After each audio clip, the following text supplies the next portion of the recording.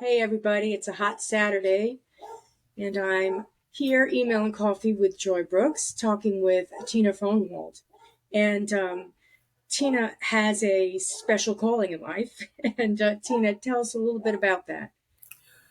That is a good way to place it, Joy. So, a couple of different callings. One, I am a mother of two, retired Army officer. The focus of this conversation is more to the calling of a mission to support those who are grieving. And that mission is being fulfilled through Widowhood Real Talk with Tina, which is a registered 501c3 nonprofit with the mission of supporting those who are grieving to help provide support, community, love, and encouragement to create a life that thrives and not just exists. And so, what is the how in doing that? We do that in three different angles, I will say. First angle is through social media. We create a weekly podcast where we provide space for people to share their journey in their grief, or maybe someone that is part of that hood. I'm from Chicago, so the word hood to me represents family. So widowhood is that person that has lost their spouse, but that hood part is the child, the aunt, the cousin, the friend, the financial advisor, the medical professional. Each one of them has some role to play in impacting that grief. So their voice is being heard on that podcast. We also provide encouraging, inspiring, thoughtful content on social media platforms. Most of the popular ones, we are on all of those: YouTube, Facebook, LinkedIn, TikTok, Instagram, and if there's something I didn't, in Twitter, because our world has become very digital and very virtual as we are coming out of a pandemic where people have grieved the loss of someone close to them outside of their regular community environment. And they may have not had the love of community being there, and they're searching to understand, am I alone in grieving in this? So to be able to go to a YouTube and find a video where someone's talking about the death of their spouse at 2 o'clock in the morning when your head is spinning because you feel all alone is a huge ability to know that someone gets what you're going through. The second way that we help people is connecting people with resources, whether it's a therapist that can help somebody internationally because you may not be able to walk into a therapy office. You may still be remote. Your insurance may be limited. So we try to help people connect with a therapist. We provide books for people that are trying to understand how to manage grief. I liken to when my late husband and I had children, we were reading this book, What to Expect When You're Expecting. And it was like all the details. And I was like, where's the book for when I lose my husband? Like my husband died, which was the catalyst for this happening. And a friend of mine sent me a book. I wasn't ready to say goodbye. And it was a critical part of me trying to figure out how to manage what life looked like in the absence of my late husband. Mm-hmm. The third thing that we do is in an effort to create community, because when your spouse dies or someone close to you dies, you feel alone. You feel disconnected from life. Your world that you know is shattered. And we struggle in trying to figure out how to do what may seem like the simplest task before our loved one died that just seems like horrific. The weather's nice, someplace hotter than I know everybody wants it to be. But August 6th to the 12th, we have an event called Walk for Love. And what we're asking people to do from August 6th to 12th is to walk 1 mile.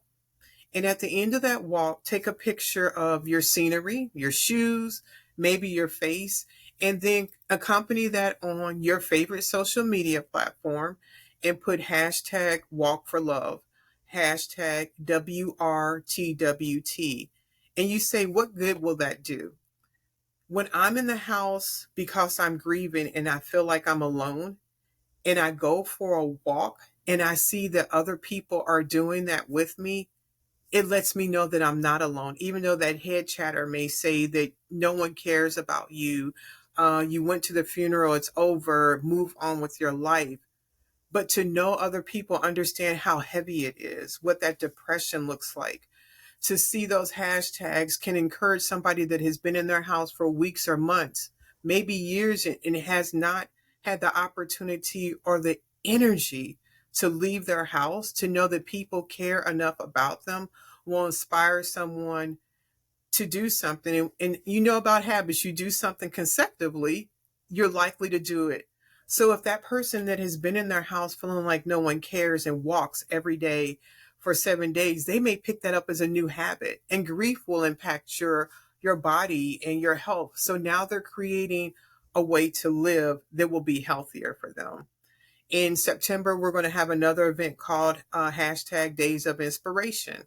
And we're going to ask people to put out their favorite inspiration, hashtag Days of Inspiration behind it, hashtag WRTWT. Another thing to encourage people and let them know somebody cares. You are not going through this alone.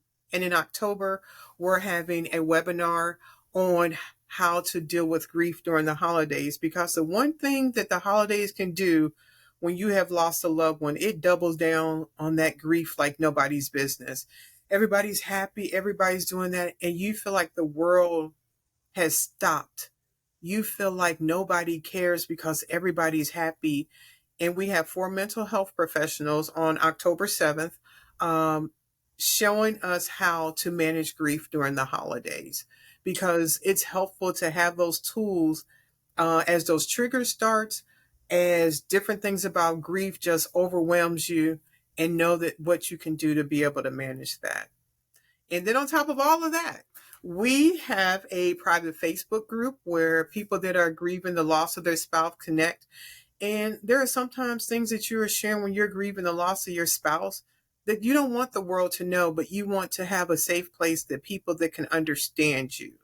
We have a public Facebook page that deals with grief on every spectrum.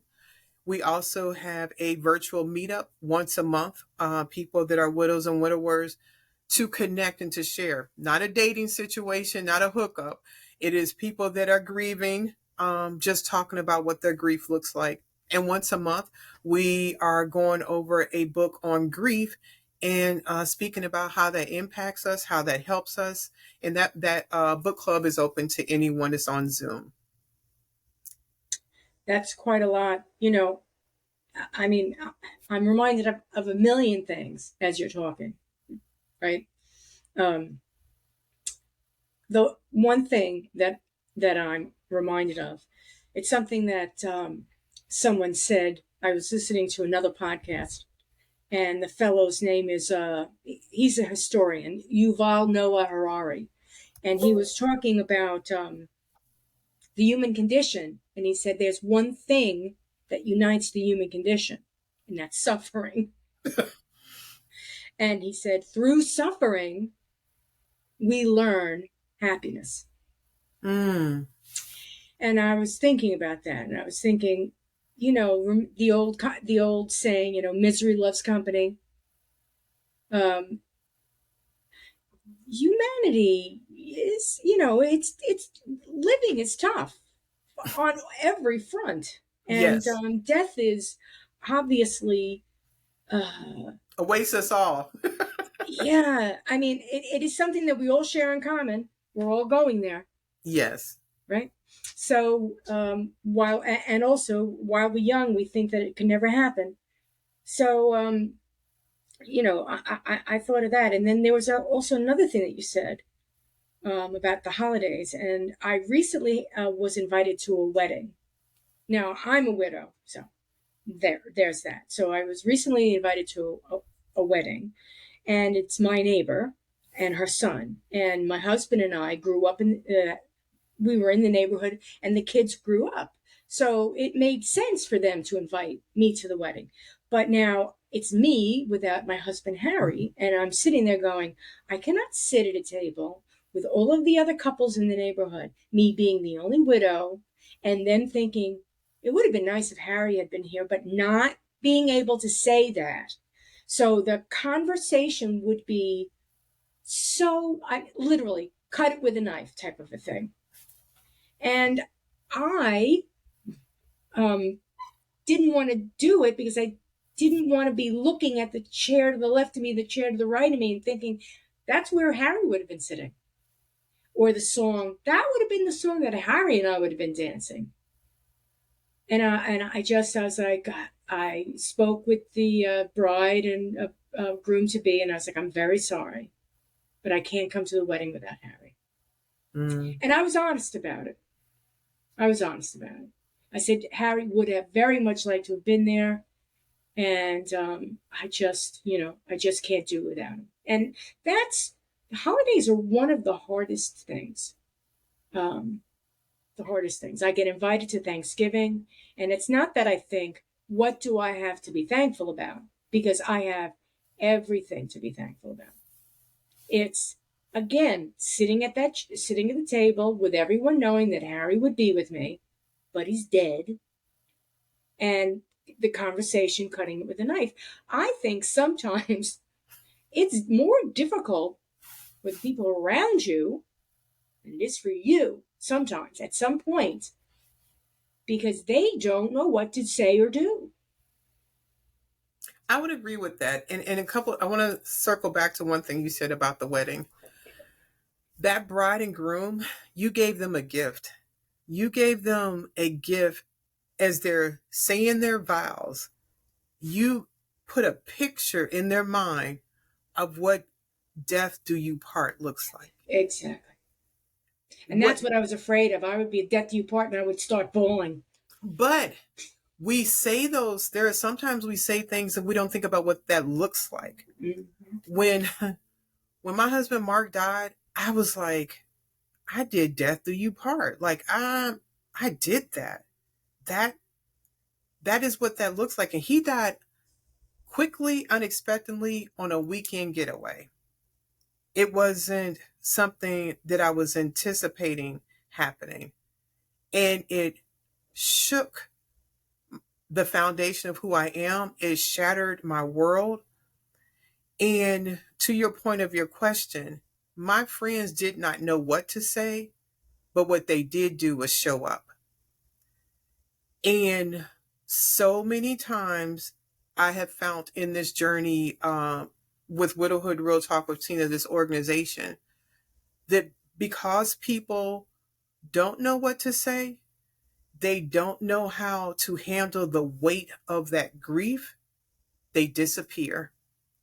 They ghost the person that needs them at the most crucial time of their life. And they don't realize the damage that is done when people are at funerals and they're making statements like, call me if you need anything. I love you. I'll be there, whatever you need. And then they call you Mm. and you don't show up. They call you and you don't respond. They call you 6 months or a year later after they have just come out of their grief fog and realize they don't know how to do all the stuff their husband used to do or their wife used to do or mom used to do. And you respond, you still having problems with that? You're not over that yet? So those people that don't know what to say, they are exact, but I believe in their heart they want to show up, they just don't know how. Yeah. Which is actually why we have our weekly podcast, because it's an opportunity for somebody to ear hustle into a conversation they may never have the ability to ask someone, like, what does that feel like? And in hearing that conversation, they can take some things that resonate with them and give them the ability to show up in a loved one's life that is going through a hard time. Because we don't always talk about grief because it is so difficult. But we can do better in showing up in spaces for people that we love. Mm-hmm. The main reason I think people don't deal with grief very well is because death, as I said, is something we attempt to ignore our entire life. It's right there. It's right there for us at any moment in time. And that fear of death is what essentially stops people from um, dealing with friends in that situation. So um, because they realize this could happen to me. I could lose my mom, my dad, my children, my husband, Not my only wife. if, but you're going to. The thing is, you're going to. That's the Right. point. And we like to say if something happens. The reality, no matter how difficult it is to palate, we will all either grieve somebody's loss or be the one that someone is grieving because we are no longer here. Yeah. And once we just come to terms with that and just embrace the life that we have, somebody showing up for you when your husband died doesn't give them the death cooties that all of a sudden that their husband is going to die because they showed up in your space. Right. It may make the reality that they are going to have some estate planning, have a will, have life insurance, put these things in place may become a reality. But wouldn't I want to do that and show up in my friend's life and my loved one's life and abandon them because I'm afraid of the reality of the life that we live? Mm-hmm. Yeah, I try to make it as easy as possible because I do embrace the fact that once you recognize suffering, I'm not saying you're celebrating it, but I am saying it may be a cultural thing for me. Once you acknowledge suffering, you respect suffering, you can also say to yourself, I'll give myself some time to suffer, then I'm going to need to move on in little bits, in little baby steps. That's the guilt that happens after someone passes away, where you think you need to suffer and wear black for the rest of your life. Oh, you are so right about that. Those cultural taboos, and I often feel like women are given this cloak of sadness that you have to stay in that place, where men are given the space to remarry, to create a life, and to keep going. But women have to go, well, how can you be happy if you really loved him? How are you laughing like that? How are you doing that? And I'm glad you made that statement. My late husband, Mark, gave me a gift that I was annoyed with. And that gift was he always thought that he was going to leave this world early. He said that he just wasn't going to make it past to 60. And when he would talk about that, I would say, you are staying up too late. I need you to go to bed. Like, you are not doing. I saw us, we lived in Pennsylvania and we used to go to the Bloomsburg Fair. And in my mind, I saw us like old, like scooter riding kind of old and having a van and the two of us getting in the scooter and going to the Bloomsburg Fair and the kids and the grandkids would come. He never saw that. And because there was a lot of heart failure in his family, he had cousins that had died very early. His parents had died of heart conditions. And he told me that when he was no longer here, he wanted me to get remarried. He wanted me to have a life. And I was like, I couldn't comprehend. But then he died. And I was like, wow, I don't have that guilt of having a life that I enjoy. Do I miss Mark? Oh gosh, that statue right there is a gift that someone gave us of the German European man and the African American woman representing my late husband. Now, he was a white man. I'm obviously a black woman. That flag is my flag retiring from the military. My last name will forever be Fornwald. I did get remarried in February of last year, and my friends helped me celebrate that. And my current husband literally knew that me keeping my last name Fornwald was important for my children to always have a parent with the same last name. Mm-hmm. And I love my husband for that. The idea of it's okay to live, you are still here and your life has purpose. It is so hard as you said, step by step to move forward in the life that you have. But I encourage you to find your why. Encourage what lights you up. Encourage what stimulates you. If it's going for a walk, if it's going out in nature, if it's adult coloring, if it's singing in a band and you can't sing and you're doing karaoke, but find some way to enjoy your life, and little by little, it will start adding up. I'm not a component of saying time heals all wounds, because I believe, and from people I've spoken with, if you don't lean into that pain a little bit, that pain will stay right there and will not change years later. And we will find ourselves saying maybe a statement similar to, it's been 12 years and I feel the same way.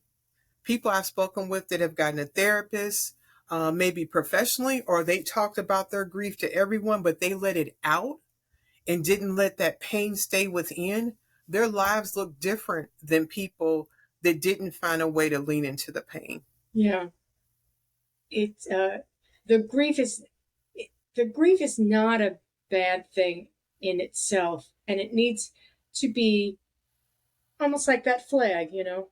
It's a service, and you respect Mm. people of service. It's, you know, it's a difficult job, but you respect them. The things that they did, you know, it's not, they're not angels, they're not heroes, but it's to be respected. That pain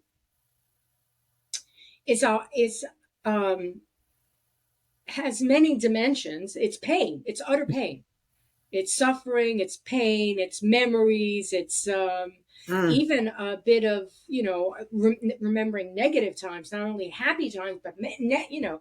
And then you're like, now on top of that, you've got guilt. There are a lot of things going on in that one moment of a memory of a loved one. Um, and I think if people can find a way to accept it on its own merit, just say, "Yep, I'm feeling it. Maybe I'm even going to cry. You know what? Give me a moment. I got to pull it together, or give me a moment. I got to let it out. Whatever it is, it's okay. I have pictures of my husband around the house, and so I talk to him here and there. I made sure that when I got my coffee cup, that his picture is right there at the cabinet. So before I Mm. get the coffee, I say, "Good morning, Harry," and I open up the cabinet. I'm like, "Get a cup of coffee." And one of the things that we used to do together, he liked coffee, but I love coffee, hence email and coffee. And I would say to him in the morning, "Honey, would you like a cup of coffee?" And he would say, "Not right now." And I'd say, "Okay, how about now?" And he'd be like, "Cut it out." Right. So I get my coffee and I say, "Honey, would you like a cup of coffee?" And I laugh. And I do it every morning. If it's in my head or I say it out loud, I do say "Good morning, Harry" out loud. But I think in my head, "Hey, you want a cup of coffee?" And I, it's a little celebration. Mm. Am I a bit of a lunatic? Perhaps. You know, I'm not, you know, pouring him a cup of coffee at the table But you and make a calling point. for him to come and get it. You know, I'm remembering a moment. And I mean, but the thing is, I think that keeps me sane actually, because if I try to block it all out, then I think it would rear its head in odd ways. I would agree, because I think, and going back to Are You Crazy? The person you spent, for me, 32 years of my life with was gone in an instant. Yeah, I'm out of it mentally. I have checked out. And not only did he die instantly, I now have to start making plans for this funeral. I have to start making very important decisions where my mind is most compromised as it has ever been in my entire life. Because you know what doesn't stop? Life. That one person died and life is still going and expecting you to catch up. And it's like the world is in slow motion. And you're having to think, I am never going to hear their voice again unless it's on a recording. I am never going to talk to them. I'm never, when I'm making the most important decision in life, be able to seek their advice and their guidance.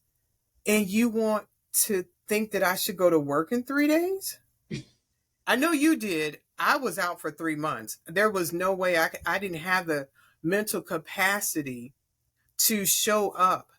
I had adult children that still needed something from me as they're trying to grapple with the idea that their dad is no longer breathing.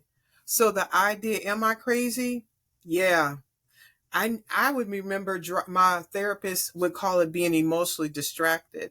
I remember driving and missing an exit that I knew to get off on a regular basis, but the movie of Mark's last day was playing in my mind and I couldn't see anything else.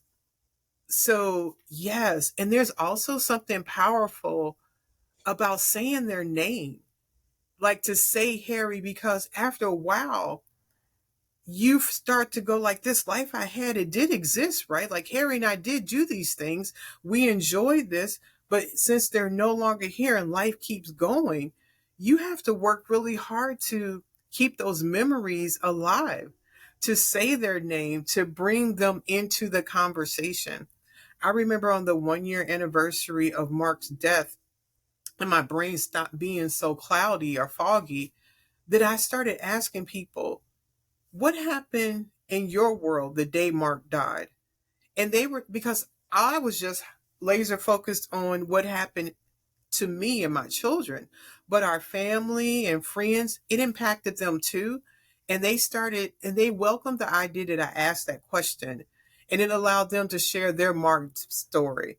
The people that literally left their home in Pennsylvania to meet me in Delaware to pick up Mark's car told me that they were at a birthday party for a family member. And when I called to ask them, well, I called to tell them Mark died and could they come pick up his car? And they then relayed that to the family where they were at, and they'd all knew us. I would have never known that if I didn't ask them that question, because they weren't going to burden me with Right. what may have appeared to be trivial compared to me, the death of my husband. But they told me how they all were devastated at that moment. They were praying for me. And then they left that party to come to Delaware to pick up the car and come back.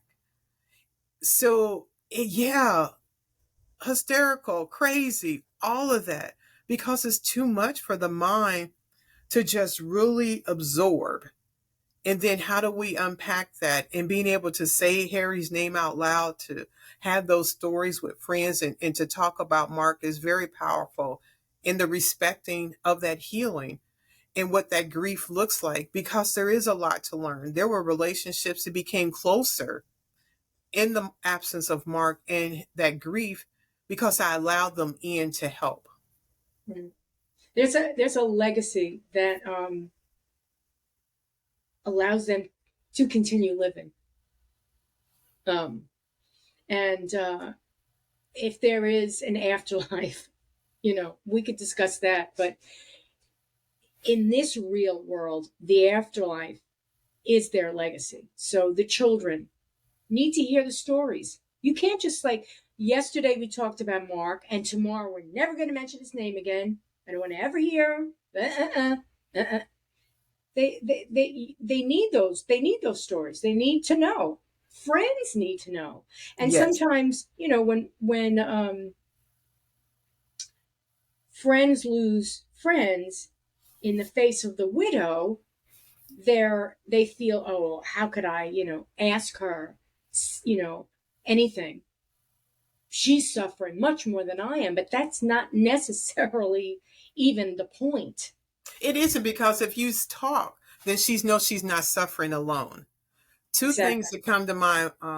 I was living in Pennsylvania. Mark was living in Virginia because we were in the process of trying to relocate, and he obtained a job here first. So the drive from Pennsylvania to Virginia, 6 to 8 hours easily.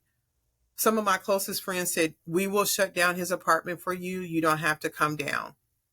In that conversation, a year later, I was talking to some of those same friends, and one of them shared with me that she had maintained three of Mark's clothing items, and she smelled them now and then and remembered him.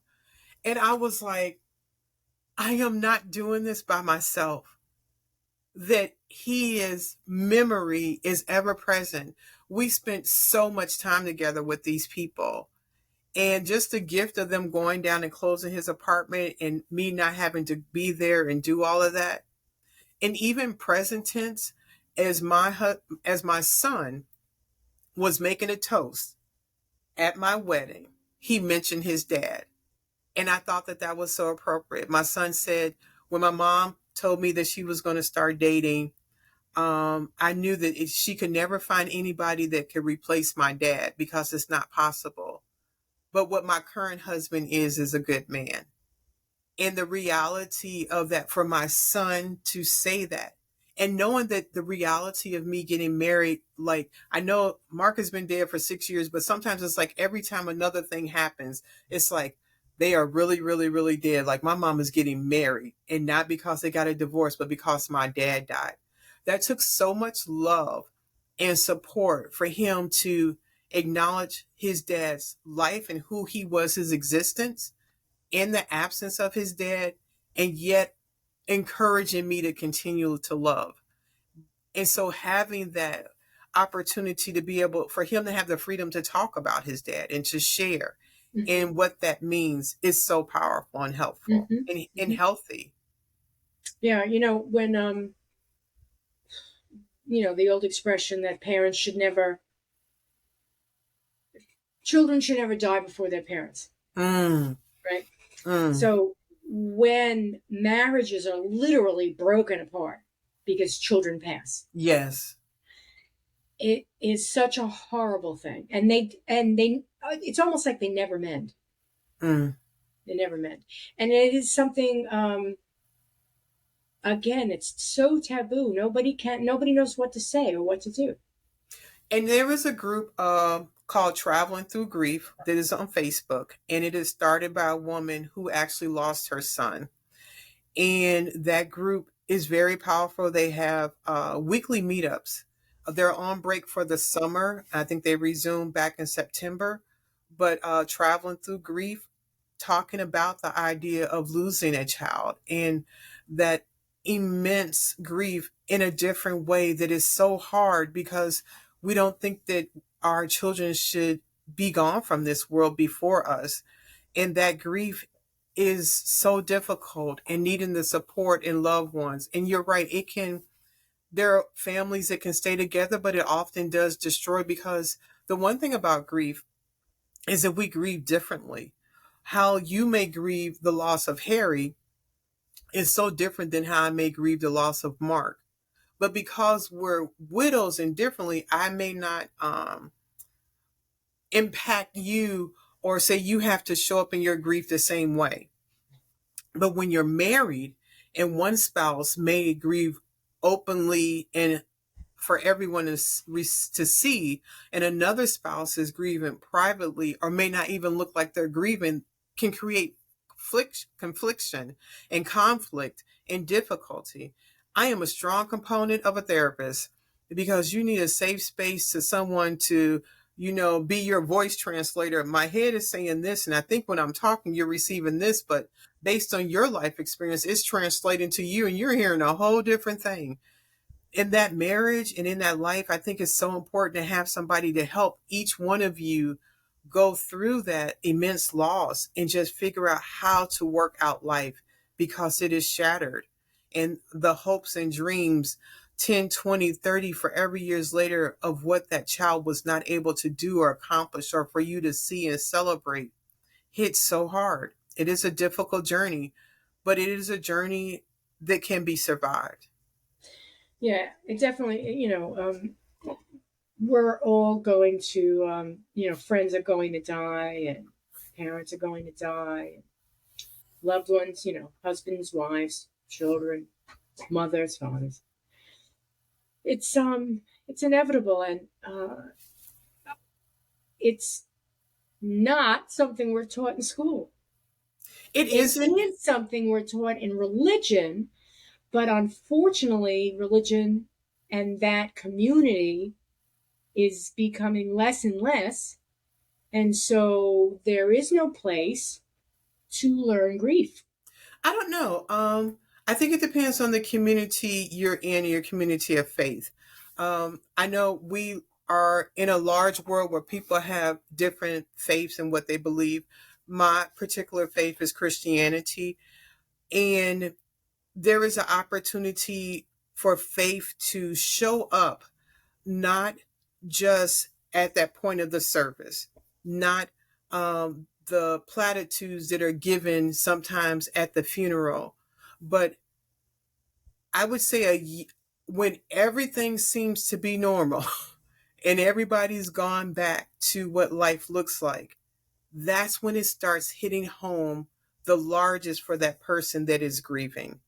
That is where the absence of that loved one is the loudest, and where it is an opportunity for the people of their faith to show up and not just think that they have lost their faith because they're sad, Mm-hmm. but because the absence of that person is so huge. There is one particular organization called Grief Share that is faith based and talks about that grief process. But what needs to happen, unfortunately, is the person that is grieving has to seek out that assistance. They have to seek out that group. They have to seek out conversations that resonate with them. Because what you said before, respecting that grief, there is a life that we can enjoy. There are things that we can find that as we create this new life, it's like, I didn't even know that about me until I had to figure it out. Mm-hmm. Mark assembled everything. If I purchased something, it was like, okay, well, I'm just going to leave that box there, and he puts it together. It's a small thing, but I found so much joy, like when I figured out how to hang something and it wasn't caca like this, or I was able to put some furniture together, or the strength that was within me to survive and endure. I will forever not be a fan that Mark died. Never will be something that I'm happy about. But I am learning to create a life that I enjoy, that I love myself and what I'm capable of doing, and coming to the terms of reality.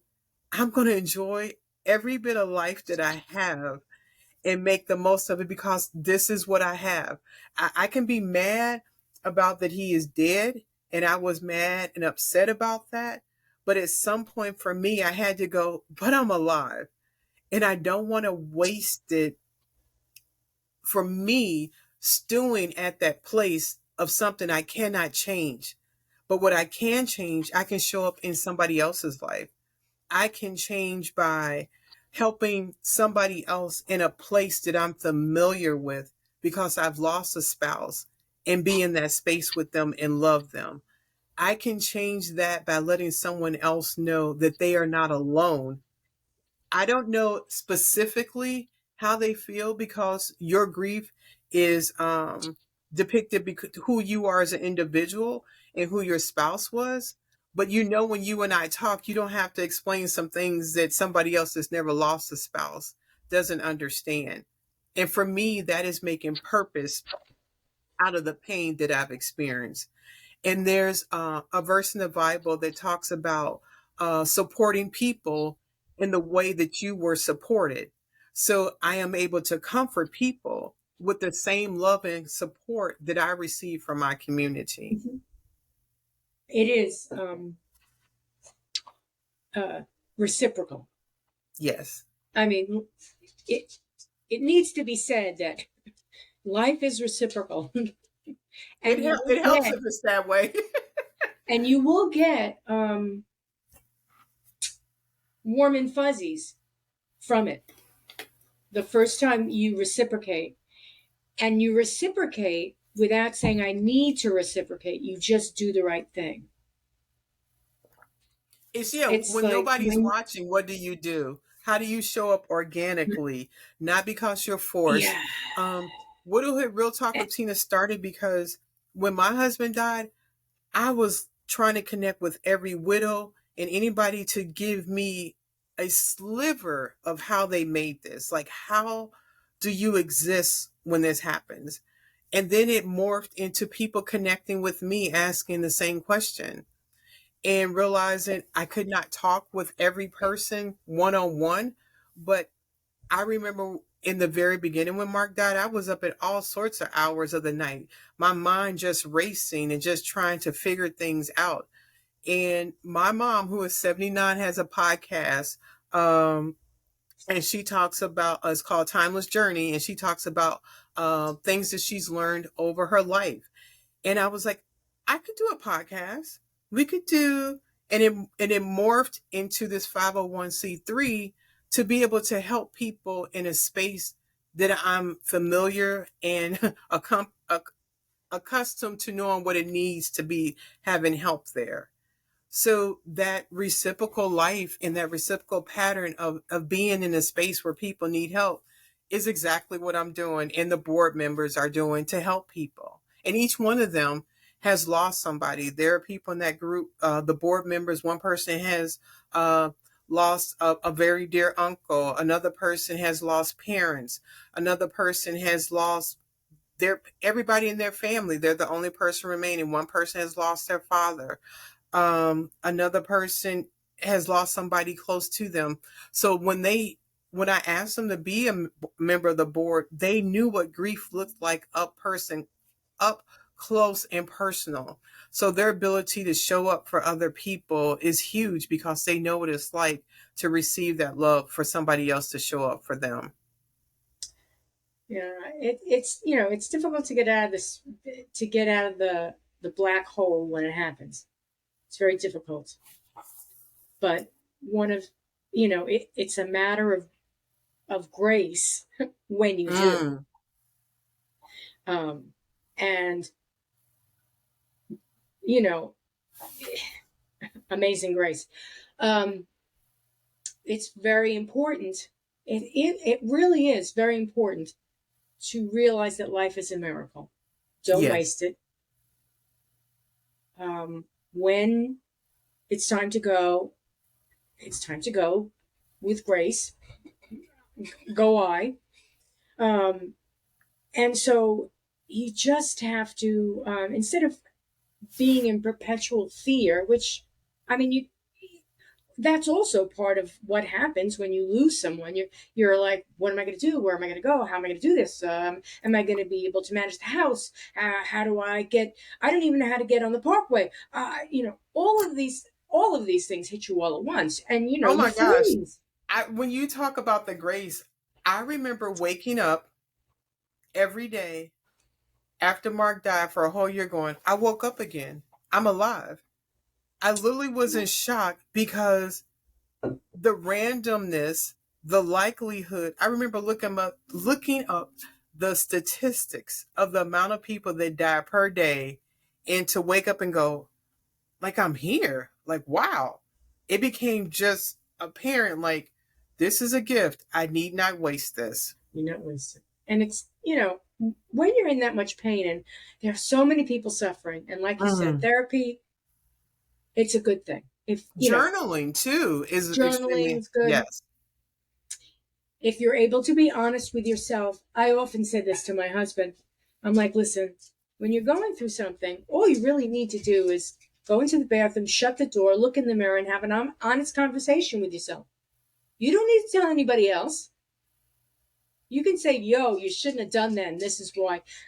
Or, the next time this happens, I'm going to be there, or whatever it is that's on your mind that's driving you crazy. Have that conversation with yourself. Be brutally honest. Don't say it was Bob's fault. Say, I really shouldn't have done that. And, Bob was there, but, I shouldn't have done that. And this is why, and the next time, and have that conversation. And you don't have to come out and say, okay, I raised my hand. I did something bad. I mean, if you can admit it to yourself, then forgive yourself. Mm. Apply whatever needs to be applied, like a band-aid, and move on. And realize, I did something really bad. I did something a little bad. I'm very lost. I'm a little lost. I'm Mm. grieving tremendously. Whatever it is, whatever, ship of fools you're in, be honest with yourself. And if you say, I'm honestly hurting and I'm very lost, then seek the help of someone else. Don't and be careful who you seek the help of. That's the other thing, which is For because sure. sometimes you can get lost in a sea, and you're in a ship, you're on a ship of fools, and you find another ship of fools, and now it's just like, okay, this is not good. So Wise that, counseling goes a long ways. yeah, honest friends, you'll find every time something happens, bad happens, you find out who your friends are. That's a good point, and thank you for bringing that up. What I have learned in this process, in talking to other people in my own journey, sometimes we'll spend a lot of energy on being upset about who didn't show up instead of celebrating those that did show up. Because what will happen in crisis, you'll often have times where people show up that you never thought that they would show up in that space. And then you'll be disappointed by the few that don't show up. Celebrate and embrace those that show up, because those are gifts. Those are jewels to be appreciated. And there were times where you didn't show up in people's spaces where they thought that you were, because we're not all made to do the things that somebody has an expectation for us to do. We may have unrealistic expectations for people to show up. And when we look at who that person is, there is no way they should have been in that space. They don't even have what it takes. But those people that did show up, we can celebrate them, be grateful for them, embrace that they're there in that space, and allow them to take some of that load and that weight that we're Mm-hmm. experiencing. Mm-hmm. Mm-hmm. There's an element of community that needs to be revived and sometimes reborn, because the community was, you'd go out with your husband, perhaps your husband's friends. Now it's a group of married couples all doing things together, and now they're not going to be calling you up to do that. Or if they That's not do, true. if they My do, my friends did. When I was pulling back, they literally said, "We love you." I was the one with the head chatter saying, well, my married friends don't want me hanging around. And I know that a lot of people have experienced that. And I said that originally, that my experience was unique, but my friends did not cast me out. I tried to remove myself, and they like put a rope on me and said, oh no, and drug me back in. And they did not abandon me. And I am so grateful for that. that's the thing is, for me, and I raise my hand to say that they abandoned me, but then I have to say to myself, I'm not a big social animal. Oh, So, you know, meeting people every weekend it becomes a chore to me. and I would dare say when you're grieving, a lot of things are a chore that were never a chore before. I didn't have the mental capacity to think past an hour. I remember waking up in that first year that Mark died, having to have a memo pad and reminding myself what I was supposed to do every day. I remember having to make conversations that were exhausting to tell the electric company, because it was in Mark's name that he died and I needed to move the electricity into my name. I To still re- haven't done that. There are still things in Harry's name. to I had to sell the vehicle because I didn't need to have two, and to get rid of that. So many things that people don't have to unpack, that widow or widower has to do, that is draining. By the time the weekend comes, you just want to lay around and not take a shower and be in your pajamas and act like I don't have a phone call to make or somebody to talk to. You don't have the energy to do that. I can't be out being the social butterfly and hanging out doing stuff. I'm exhausted. And Yeah. then, but you will have friends that go, well, I kept asking them to do something and they never wanted to go out. Think about why they didn't. Give some grace to that. And when they do show up, just be okay. And maybe you should just go over to their place with a bag of popcorn and a movie and just watch it. You don't have to talk about grief. Just be in their presence and let them know that you love them. So, Mhm. yeah, that ability to be social is draining. It's draining. You know, what you said something before about the shirts. I have you know, there are a lot of things that belong to Harry, and getting rid of those things. You know, the car, the truck, I should say, the boat. There are things that, I mean, I'm not going to drive his truck. I'm not going to go fishing in his boat. So, you know, I had to get rid of quite a lot of things. And those things weren't the problem. When I went into his garage, I used to call his garage the man cave. And I would knock on the door and I would say, permission to come aboard. And he would say, you know, all right, permission granted. And I'd come in. So he had tools and, I mean, all these things in the man cave. And I tried desperately in the beginning to sell them to people who needed them. And then when that, you know, ran out, because they were tools. I mean, I had over $50,000 worth of tools easily. And I, you know, gave them away for a penance. So after I, you know, did that, and there's still things left over, but I cannot get rid of his um, Hawaiian shirts. I can't do it. I have a whole closet full of big flower shirts because those were Harry's essence.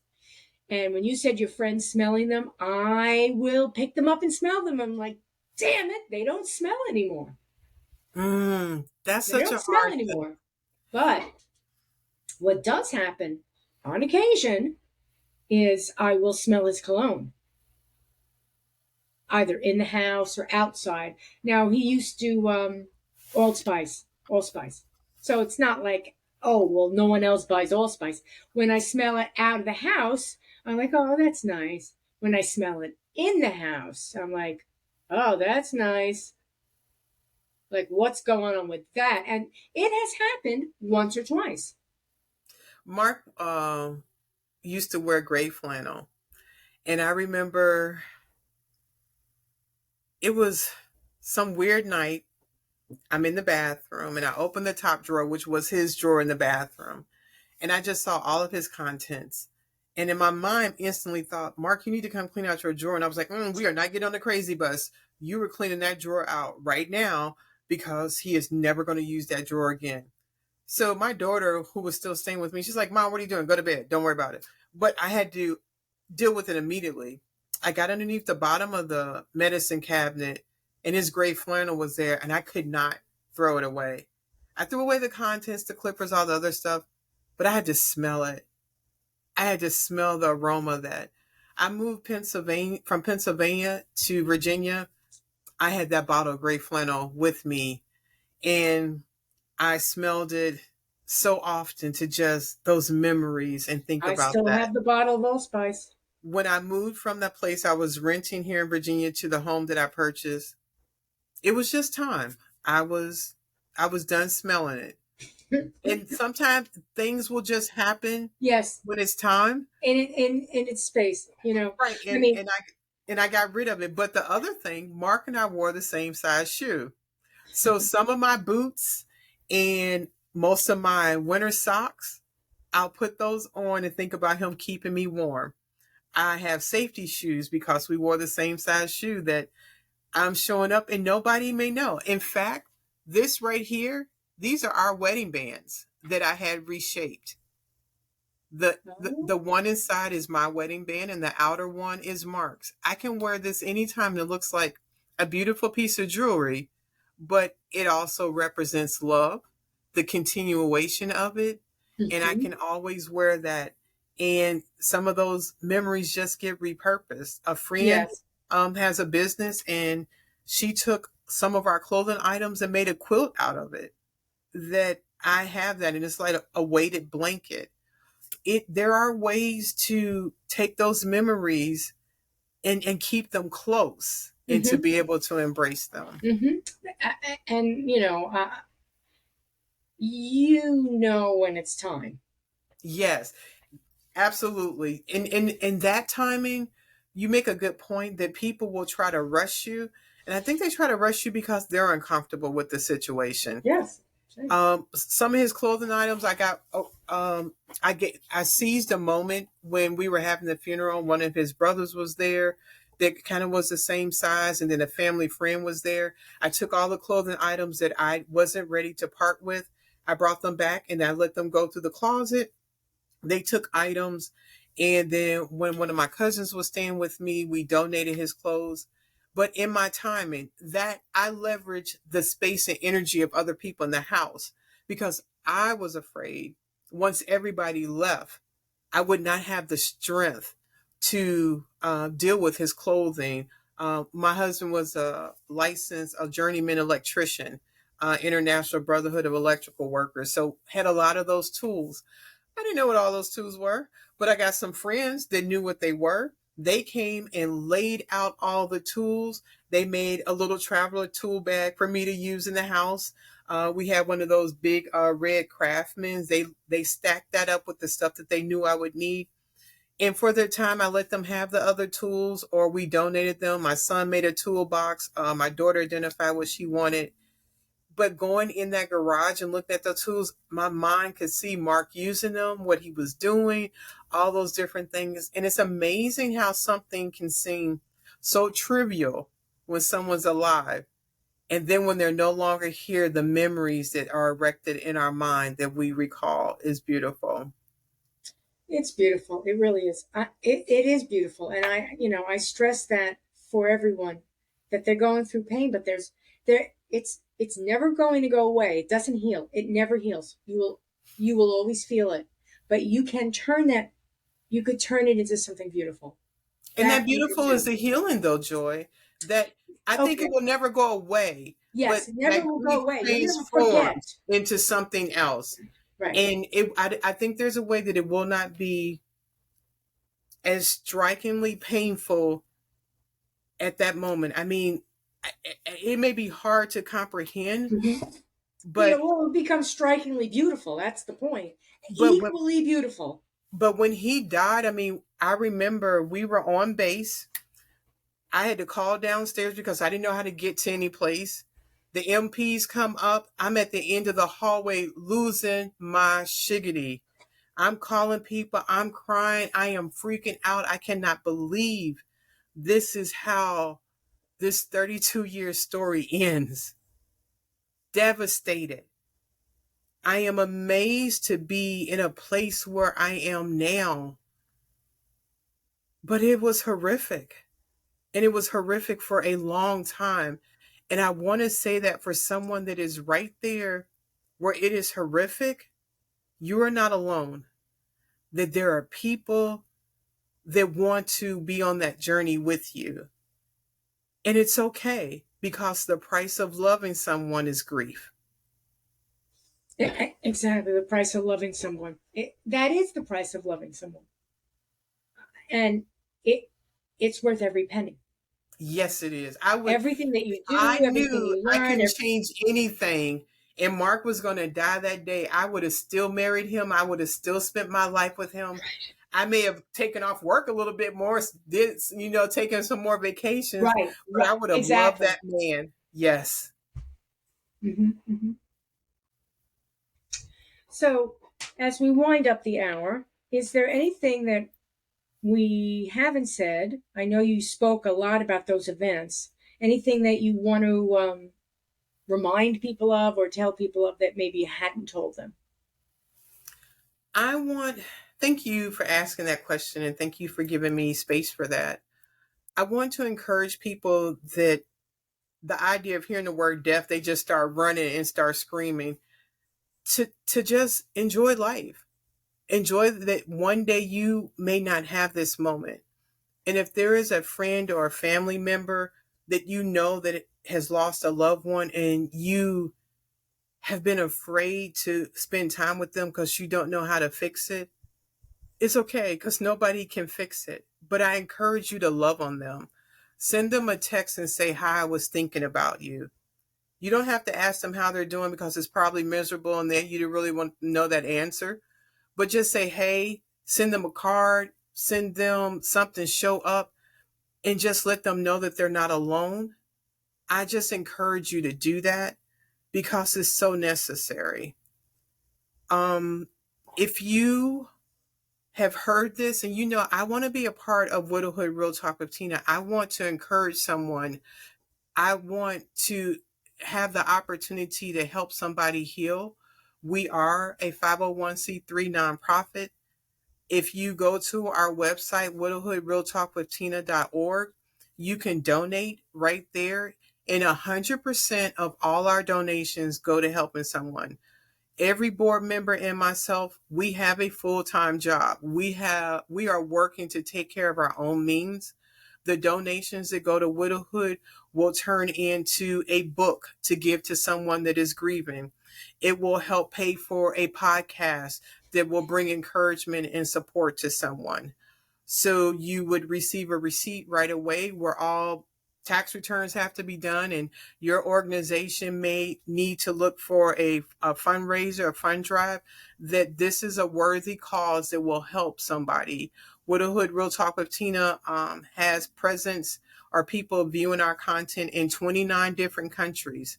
So it is an opportunity to literally help a world that is grieving and looking for hope in a place that seems so hopeless. Thank you so much for doing what you're doing. Thank you for being part of the widowhood. Thank you for inviting me to this conversation and provide an opportunity to provide somebody encouragement, because you and I both know what it's like to lose a spouse, but we also know what it's like to keep pushing and living and creating life. Thank you for providing this opportunity. Anytime, Tina, come on back. Thank you. Thank you, everyone, and have a good one. And Bye until then, bye. it's email and coffee. Bye bye.